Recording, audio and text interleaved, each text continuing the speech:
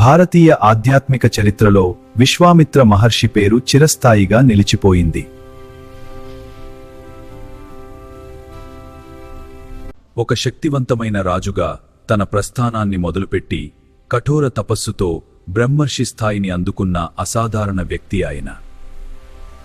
గాయత్రీ మంత్రాన్ని లోకానికి అందించిన ద్రష్ట, శ్రీరామునికి గురువు.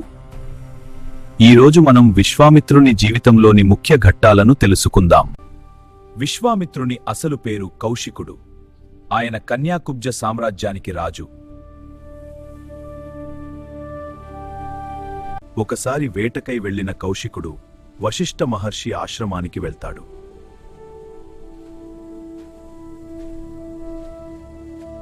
అక్కడ వశిష్ఠుని వద్ద ఉన్న నందిని అనే కామధేనువు తన మహిమతో వేల మంది సైన్యానికి క్షణాల్లో భోజనం పెడుతుంది.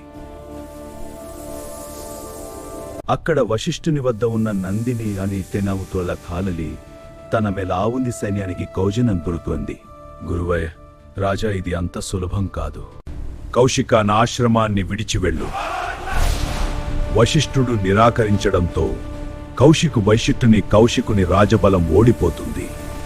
దిగ్బలం క్షత్రియ బలం, బ్రహ్మతేజో బలాన.